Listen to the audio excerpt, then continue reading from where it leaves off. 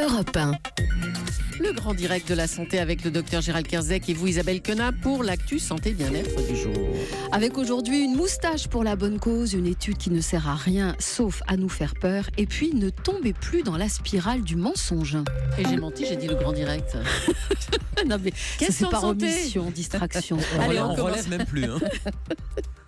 On commence avec une étude qui ne sert à rien sauf à faire peur. En cause, une alerte relayée par le quotidien anglais The Guardian et qui prouvait par A plus B que les boissons contenant des édulcorants, les boissons light, pouvaient donner un diabète de type 2 à ceux qui les consommaient. Alors immédiatement, l'info a été reprise sur Google en boucle, alerte maximale, sauf que un journaliste du Point est allé y regarder d'un peu plus près. Il a ainsi vérifié l'échantillon de personnes utilisées dans l'étude et la surprise, toutes étaient déjà obèses depuis l'âge de 20 ans, ne mangeaient peu ou pas de légumes, peu ou pas d'activité physique et pour certains, ils étaient accros à la cigarette. Donc, corréler les boissons light et le risque de diabète était totalement exagéré. Le but était de faire le buzz et de jouer sur la peur. Une étude qui ne sert à rien, sauf à nous faire peur. Gérald. Oui, et attention à toute cette méthodologie, à tous ces biais statistiques que nous, on connaît bien. Dans le jargon, on a même un mot pour toutes ces études, on appelle ça des stats à la con.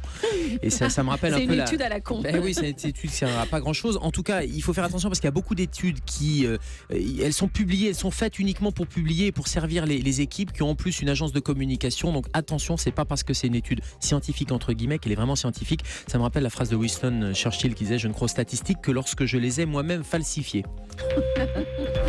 Menteur un jour, menteur toujours. Il y aurait une spirale dans le mensonge. Plus on ment, moins on ressent de culpabilité. Des chercheurs de Londres ont testé 80 personnes et leur ont fait passer des IRM. Ils devaient effectuer certaines tâches, mais pouvaient mentir à leur guise sur le travail réellement effectué. Alors constat, quand les personnes mentent par intérêt, l'amygdale, qui est une zone du cerveau liée aux émotions, pas l'amygdale qui est dans la gorge, eh bien cette amygdale du cerveau, elle s'active. Mais au fil des mensonges, l'amygdale réagit de moins en moins. Elle s'habitue et ne nous rappelle plus les vertus de l'honnêteté. Et donc, petit menteur deviendra grand.